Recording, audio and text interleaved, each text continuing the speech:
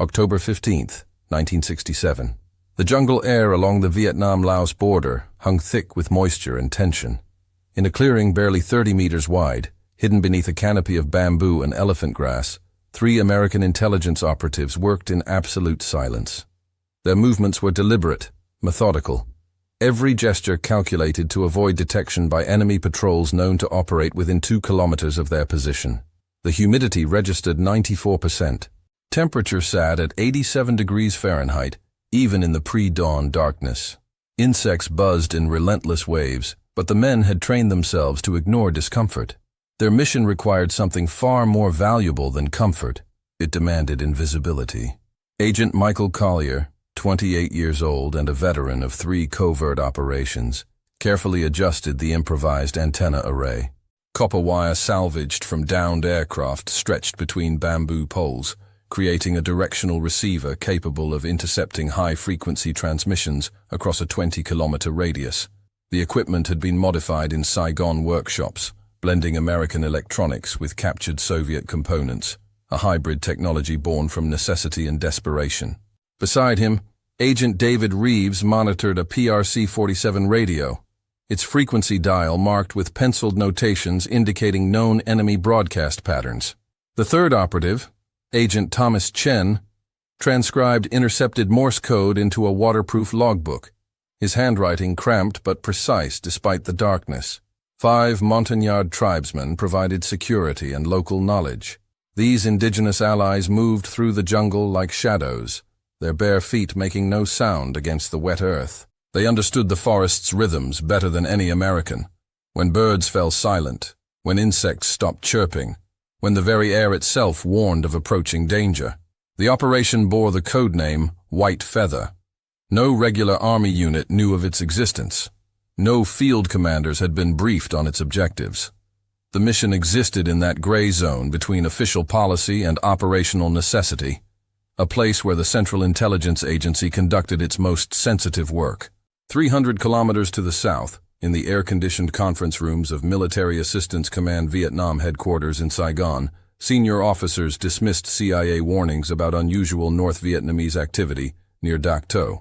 Colonel William Harrison, Deputy Intelligence Chief for 2 Corps Tactical Zone, had stated his position clearly during the previous week's briefing. The enemy lacks sophisticated radio equipment. They communicate through runners and simple field telephones. Any electronic intercepts are either atmospheric interference or deliberate deception. This assessment reflected a dangerous underestimation of North Vietnamese capabilities. American military doctrine, shaped by experiences in World War II and Korea, assumed technological superiority would translate directly into battlefield advantage. But Vietnam presented different challenges. The enemy had adapted, evolved, and learned to turn American strengths into vulnerabilities. Intelligence analysts at Langley had identified disturbing patterns in recent months. Captured documents revealed North Vietnamese army units equipped with Soviet R-123 portable transceivers, advanced equipment capable of encrypted communication across vast distances. These radios operated on frequencies between 3 and 5 megahertz, using atmospheric skip propagation to reach units hundreds of kilometers away. The implications were staggering. If North Vietnamese forces possessed centralized radio communication, they could coordinate multi-division operations with unprecedented precision. Traditional American tactics, based on superior firepower and mobility, might prove inadequate against an enemy capable of real-time battlefield coordination.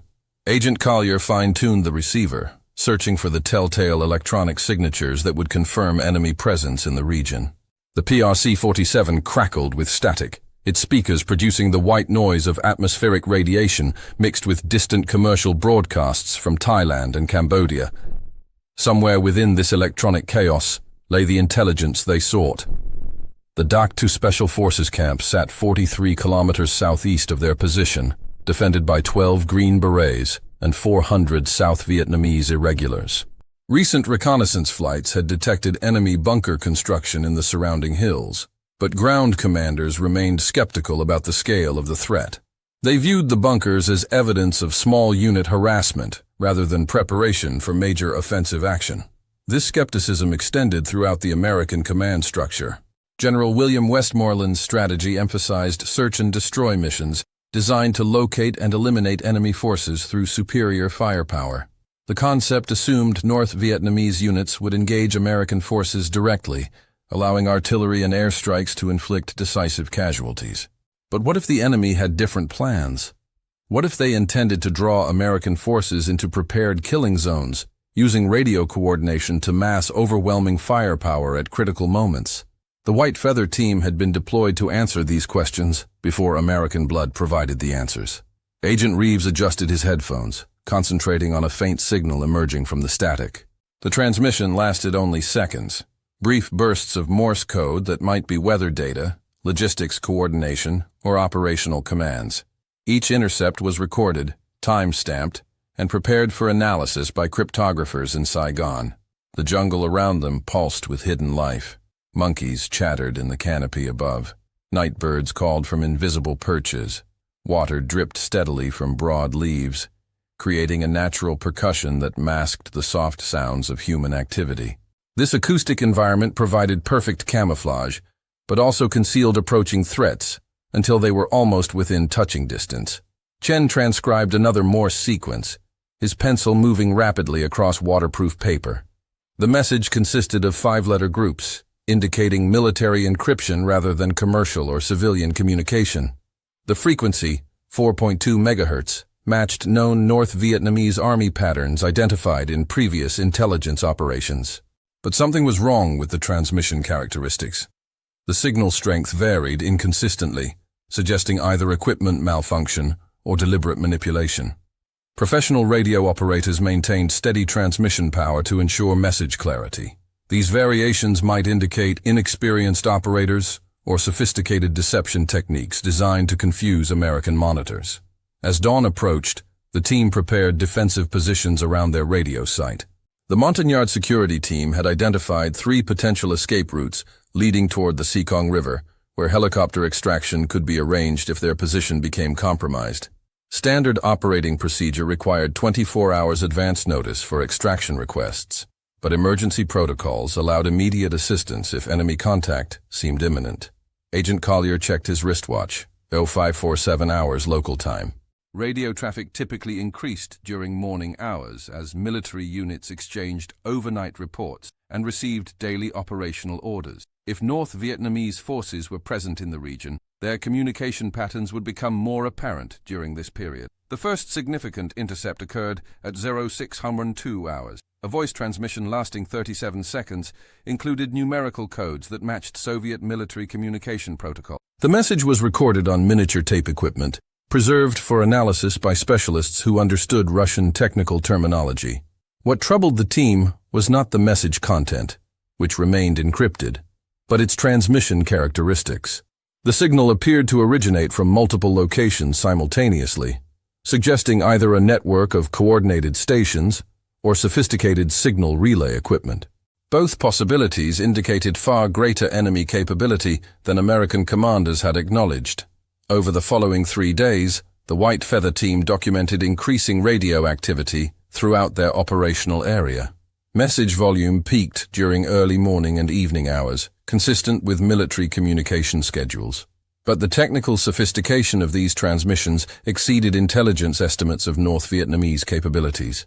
Agent Reeves identified at least 7 different radio operators based on their individual Morse code characteristics. Each operator developed unique timing patterns that served as electronic fingerprints. The presence of multiple operators suggested a substantial enemy unit, possibly regiment-sized or larger, maintaining position in the jungle near the Laos border. On October 18th, the team intercepted their most significant intelligence discovery. A voice transmission in Russian technical language included the phrase "Gotov k operatsii," ready for operation, followed by grid coordinates that placed major enemy forces within striking distance of several American installations. The coordinates were immediately transmitted to Saigon through encrypted channels, accompanied by urgent recommendations for increased reconnaissance and defensive preparations. The response came back within 6 hours. Intelligence assessment doubtful. Continue monitoring. No additional resources authorized. This dismissal reflected institutional bias within American military leadership. Many senior officers had fought in World War II, where technological superiority guaranteed tactical advantage. They struggled to comprehend an enemy capable of sophisticated electronic warfare, using captured or supplied Soviet equipment. But the White Feather Team understood what their commanders refused to acknowledge. The enemy had evolved. North Vietnamese forces were no longer peasant guerrillas armed with outdated weapons. They had become a modern military force equipped with advanced communication systems, professional training, and centralized command structures capable of coordinating complex operations across vast distances. Agent Chen noticed disturbing patterns in the intercepted messages. Transmission schedules followed precise timing intervals, every 4 hours during daylight, every 2 hours after dark. This regularity suggested operational discipline, characteristic of regular army units rather than guerrilla forces. More troubling was the geographic distribution of radio stations. Triangulation indicated enemy positions formed a rough semicircle around American installations in the Dakta region. If these positions represented prepared fighting positions, American forces could be walking into a carefully planned ambush zone. The team's fifth day in position brought their most chilling discovery. Agent Collier intercepted a transmission that lasted only 11 seconds, but contained coordinates matching the exact location of the White Feather radio site. The message was followed by a response transmission acknowledging receipt and requesting confirmation. The implications were immediate and terrifying. Enemy forces had detected their presence and were coordinating some form of response. Standard procedure required immediate extraction, but radio contact with Saigon had been impossible due to atmospheric conditions that blocked long-range communication. The Montagnard security team reported increased enemy patrol activity throughout the surrounding area. Yilang, the team's primary indigenous guide, observed enemy soldiers establishing observation posts on 3 hills overlooking their position. The circle was closing, but escape routes remained open toward the southeast. Agent Reeves attempted emergency radio contact using a backup transmitter, but received only static in response. The team faced a critical decision: abandon their mission and extract immediately, or continue intelligence collection despite the obvious danger. The information they were gathering might prevent a catastrophic surprise attack against American forces. They chose to remain. This decision reflected both professional dedication and tragic miscalculation of enemy intentions. North Vietnamese forces were not simply detecting their presence. They were systematically eliminating intelligence-gathering operations throughout the border region.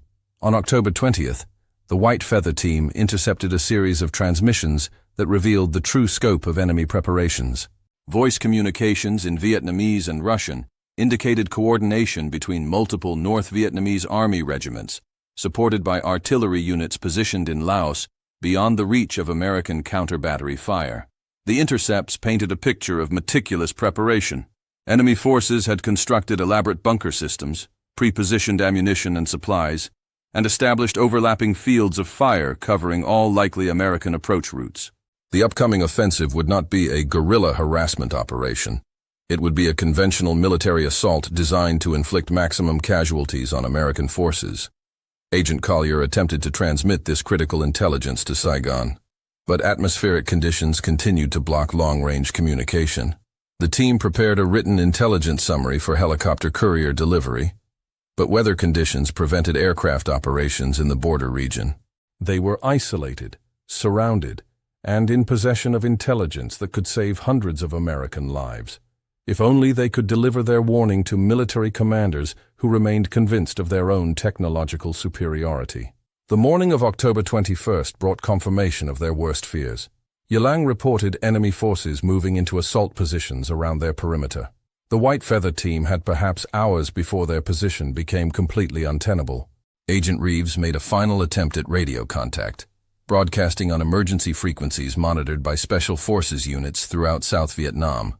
His transmission lasted only 47 seconds before enemy mortars began falling on their position. The first rounds landed 50 meters short, throwing mud and shattered bamboo across their radio equipment. Agent Chen grabbed the primary logbook, containing 5 days of intercepted intelligence, while Agent Collier attempted to destroy sensitive equipment before it could be captured. The second mortar barrage landed directly on their antenna array, severing communication with the outside world. The White Feather Team had become ghosts in the jungle, invisible to their own forces but clearly visible to an enemy that had been tracking their every movement. Yilang led the team toward the southeastern escape route, moving through dense undergrowth that provided concealment, but slowed their movement to barely 2 kilometers per hour. Enemy small arms fire erupted from multiple directions, indicating coordinated pursuit by professional soldiers rather than random guerrilla harassment. Agent Collier was hit in the chest by rifle fire and could no longer maintain the pace required for successful evasion. The team faced another impossible decision: abandon a wounded comrade or risk capture of the entire unit, along with critical intelligence about enemy preparations. Chen made the choice for them. He destroyed the radio equipment with thermite grenades while Reeves and the Montagnards carried Collier toward the river extraction point. The intelligence logbook remained with Chen, who hoped to transmit its contents if communication equipment could be recovered from their abandoned position. But North Vietnamese forces had anticipated this move. Automatic weapons fire erupted from prepared positions along the river, cutting off the primary escape route and forcing the survivors to seek shelter in a bomb crater left by previous B-52 strikes. Agent Reeves made one final radio transmission, using a backup emergency beacon. White Feather compromised. Enemy strength far exceeds intelligence estimates. Regret cannot deliver collected intelligence. God help the boys at Dak To. The transmission cut off abruptly. Helicopter search missions launched over the following 3 days found no trace of the White Feather team or their intelligence collection. The operation was officially classified as discontinued due to enemy action, with all personnel listed as missing in action.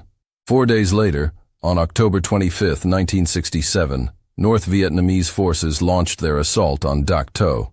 The attack followed precisely the patterns revealed in White Feather intelligence intercepts. Coordinated artillery bombardment followed by multi-regiment infantry assault from positions that had been identified but dismissed by American commanders. The battle lasted 22 days and cost 289 American lives. Enemy forces demonstrated exactly the communication sophistication and operational coordination that the White Feather team had detected and reported. Artillery fire was precisely coordinated. Infantry movements showed professional training and leadership. Radio intercepts during the battle confirmed the presence of Soviet advisors and equipment throughout the North Vietnamese command structure.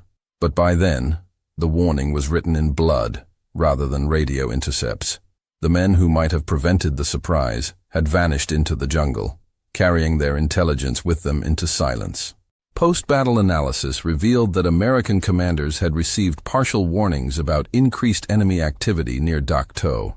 Multiple intelligence sources had reported unusual radio traffic, increased supply movements along the Ho Chi Minh Trail, and suspicious construction activity in hills surrounding American positions. These warnings were discounted, minimized, or lost in the bureaucratic maze that separated field intelligence from operational decision-making. American military culture emphasized technological solutions and firepower superiority while underestimating enemy capabilities and determination. The loss of the White Feather team represented more than tactical failure. It symbolized institutional blindness that would plague American operations throughout the Vietnam conflict. Professional soldiers who understood enemy capabilities were dismissed by commanders who confused their own assumptions with battlefield reality. Agent Michael Collier's body was discovered 18 months later by a Marine patrol operating near the Sekong River.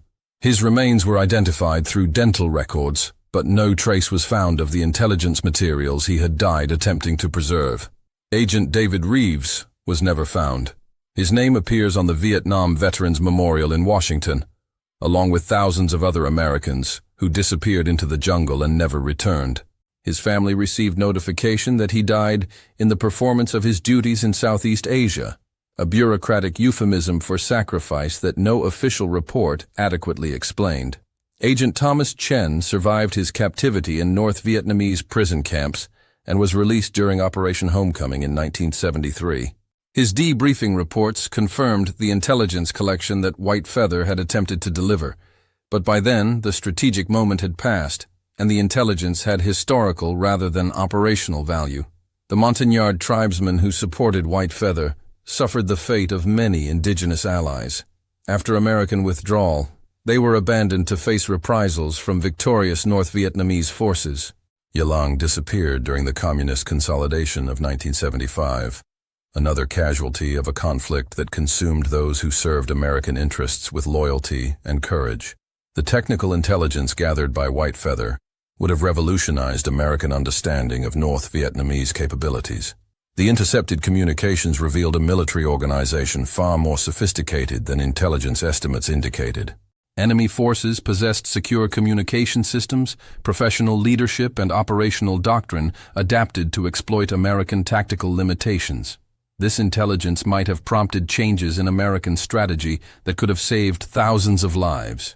Different approaches to patrol patterns, base security, and intelligence collection might have prevented the tactical surprises that characterized major battles throughout 1967 and 1968. But institutional culture prevented this adaptation. American military leadership remained confident in technological superiority even when battlefield evidence contradicted their assumptions. The price of this confidence was paid by soldiers who died in surprise attacks that better intelligence might have prevented. The White Feather operation also revealed fundamental problems with American intelligence coordination in Vietnam. Multiple agencies collected information without adequate sharing or analysis. Field operatives identified critical threats that were dismissed by headquarters staff who never experienced jungle combat.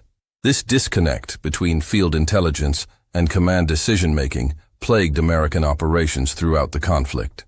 Professional soldiers who understood enemy capabilities were overruled by staff officers who confused optimistic assessments with operational reality.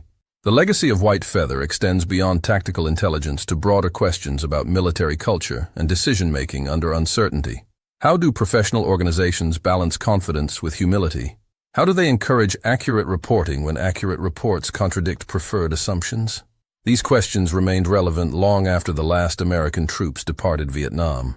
Military organizations continue to struggle with institutional bias, technological overconfidence, and the tendency to discount intelligence that challenges existing beliefs. The men who died at White Feather represented the best qualities of American military service: professional competence, personal courage, and dedication to mission accomplishment despite impossible circumstances. Their sacrifice was made meaningful not by tactical success, but by the intelligence they gathered and the lessons their experience provided. Modern intelligence operations incorporate many lessons learned from failures like White Feather. Communication systems are more robust, extraction procedures more reliable, and command structures more responsive to field intelligence. But fundamental challenges remain unchanged.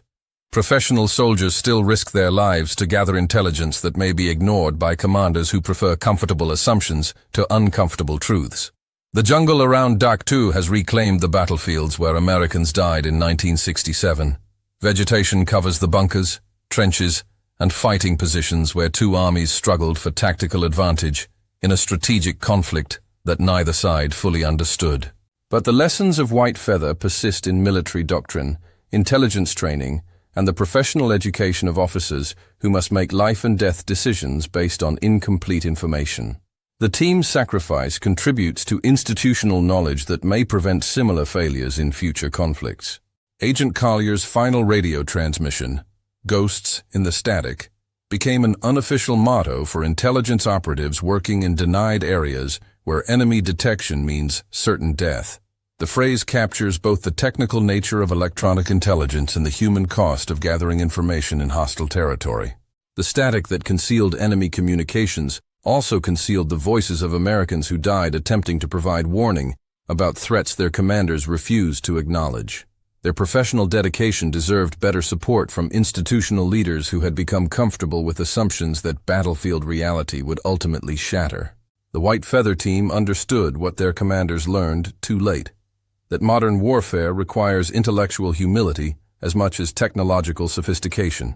Enemy forces learn, adapt, and evolve their capabilities in response to changing tactical situations. Military organizations that fail to acknowledge this reality pay for their overconfidence with the lives of professional soldiers. In the end, the jungle kept its secrets and claimed its price. American technological superiority could not overcome institutional blindness to enemy capabilities. The men who might have provided warning died in anonymity, while the battles they tried to prevent became monuments to the cost of strategic miscalculation. Their story serves as a reminder that courage and competence are not enough to guarantee tactical success. Professional soldiers can execute their missions with dedication and skill, but ultimate success depends on institutional leadership, willing to hear uncomfortable truths and act on intelligence that challenges preferred beliefs. The ghosts in the static remain with us, professional voices attempting to deliver warnings about threats that institutional culture prefers not to acknowledge. Their sacrifice demands better from military organizations that ask men and women to risk their lives in service of national objectives.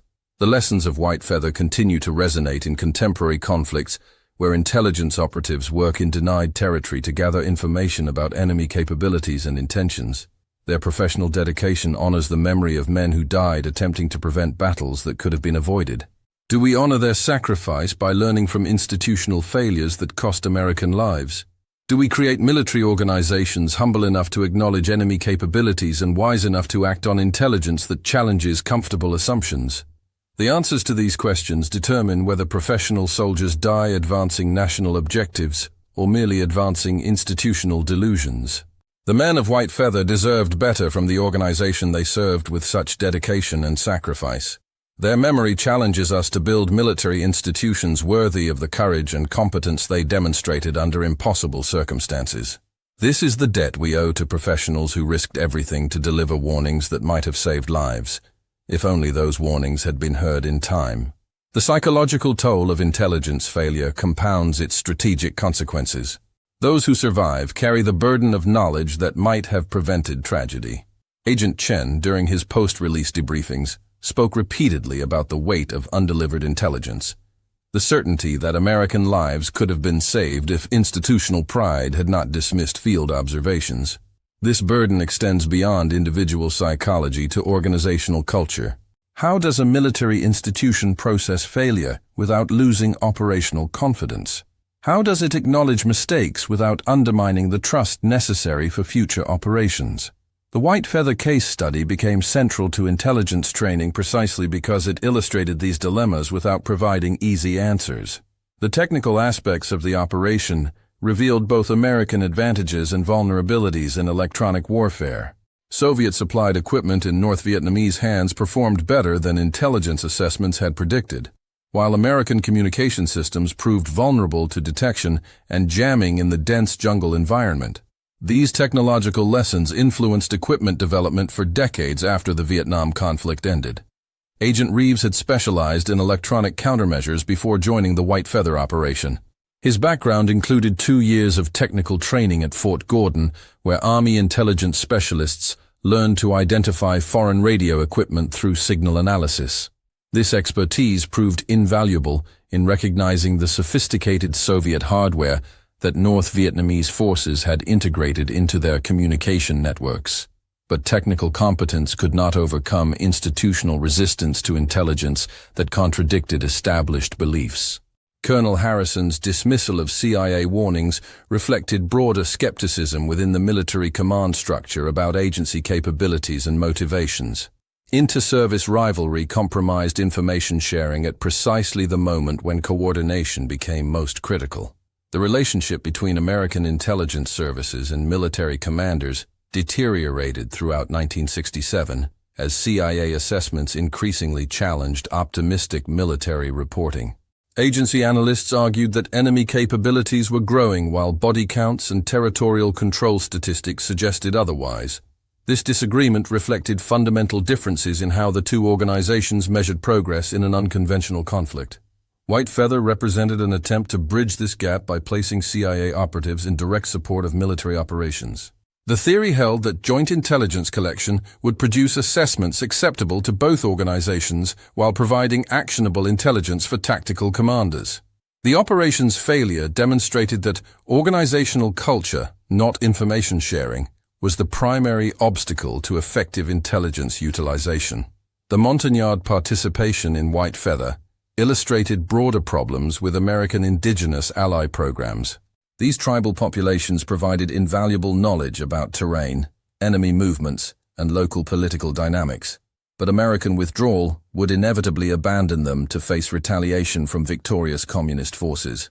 Yilang had served with American Special Forces for 3 years before joining the White Feather operation. His knowledge of jungle survival techniques, enemy patrol patterns, and safe movement routes made the intelligence mission possible. Without indigenous support, American operatives could not have survived in hostile territory long enough to gather meaningful intelligence. But the relationship carried moral obligations that American policymakers preferred not to acknowledge. Indigenous allies risked not only their own lives, but the safety of their families, villages, and ethnic communities. When American forces departed, these allies would face systematic persecution from communist authorities who viewed tribal populations as American collaborators. This moral dimension of intelligence operations received little attention in official planning documents, but it weighed heavily on operatives who worked closely with indigenous allies. Agent Chen's post-war interviews revealed deep guilt about the fate of Montagnard families who had supported White Feather. Their sacrifice enabled American intelligence collection, but American policy provided no protection against inevitable retaliation. The operational security failures that compromised White Feather reflected broader weaknesses in American intelligence tradecraft adapted to jungle warfare. Standard procedures developed for European operations against Soviet bloc targets proved inadequate for the Vietnamese environment, where enemy forces possessed intimate knowledge of terrain and local population patterns. North Vietnamese intelligence services had systematically studied American operational methods, identifying patterns in radio usage, movement techniques, and extraction procedures. This knowledge allowed them to predict American activities and prepare countermeasures that could neutralize intelligence operations before they produced actionable intelligence. Agent Collier's antenna array, while functionally adequate for signal interception, emitted electromagnetic signatures that sophisticated direction-finding equipment could detect and triangulate. The team's radio site had been under enemy observation from its second day in operation, but North Vietnamese forces delayed their assault to observe American intelligence methods and identify support networks. This patience reflected a strategic approach to counterintelligence that American commanders failed to appreciate. Enemy forces treated intelligence operations as opportunities to gather intelligence about American capabilities, rather than immediate threats requiring prompt elimination. This approach yielded far greater strategic benefits than tactical victories would have provided. The psychological pressure of prolonged enemy observation took its toll on the White Feather team. Knowledge that hostile forces were studying their every movement created constant stress that degraded operational effectiveness. Sleep became fitful, decision-making hesitant, and team coordination strained by the certainty that enemies were watching and waiting.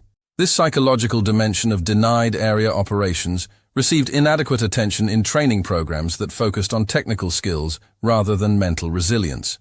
Intelligence operatives needed psychological preparation for extended isolation, constant danger, and the knowledge that extraction might be impossible if their position became compromised. Agent Reeves had requested additional psychological evaluation before deployment, recognizing that his previous combat experiences had left him with symptoms that might compromise operational effectiveness. But personnel shortages and mission urgency led to his deployment, despite incomplete recovery from earlier trauma. Combat stress accumulated across multiple deployments, but military culture discouraged acknowledgement of psychological limitations that might affect mission readiness. Operatives concealed symptoms that could result in removal from operations they considered professionally essential, creating a cycle where the most experienced personnel were also the most psychologically vulnerable. The intelligence analysis conducted in Saigon revealed the sophistication of North Vietnamese deception operations designed to mislead American technical collection systems. Enemy forces created false radio traffic, established decoy positions, and manipulated their operational patterns to confuse American analysts who relied on electronic intelligence to assess enemy capabilities and intentions. These deception efforts succeeded because American intelligence analysis had become overly dependent on technical collection methods while reducing emphasis on human intelligence sources that could provide context for electronic intercepts. Technical intelligence indicated enemy activity, but could not reveal whether that activity represented genuine operational preparation or deliberate misdirection. Agent Chen's linguistic skills proved crucial for distinguishing genuine intelligence from deception materials during the White Feather operation. His ability to understand Vietnamese and Russian technical terminology allowed the team to recognize authentic military communications that inexperienced analysts might have dismissed as atmospheric interference or equipment malfunction. But linguistic competence required years of training and cultural American. The military's emphasis on rapid deployment and short-term assignments prevented development of the language skills necessary for sophisticated intelligence analysis in the Vietnamese operational environment. The failure to develop adequate linguistic capabilities reflected broader problems with American strategic planning that prioritized military solutions over cultural understanding. Intelligence operations required deep knowledge of enemy culture, psychology, and institutional behavior, knowledge that American military training programs did not provide. Cultural misunderstanding extended to American relationships with South Vietnamese allies, whose cooperation was essential for intelligence operations in contested territory. American operatives often failed to comprehend the political complexities that influenced South Vietnamese decision-making, leading to intelligence failures that compromised both American and Allied operations. The White Feather aftermath revealed institutional mechanisms for containing intelligence failures that threatened preferred strategic narratives. Official reports emphasized equipment losses and communication problems while avoiding analysis of command decisions that had dismissed field intelligence warnings. This sanitization process protected senior officers from accountability while preventing institutional learning that might have improved future operations. Classified investigation reports remained buried in archives, while public accounts emphasized heroic sacrifice rather than systematic failure to utilize available intelligence effectively. Agent Chen's debriefing reports underwent extensive revision before reaching senior commanders, with critical assessments of institutional performance removed or modified to avoid challenging established policies. The intelligence he had died to preserve became transformed into bureaucratic documents that supported existing assumptions rather than challenging strategic premises. This editing process reflected institutional priorities that valued organizational harmony over operational effectiveness.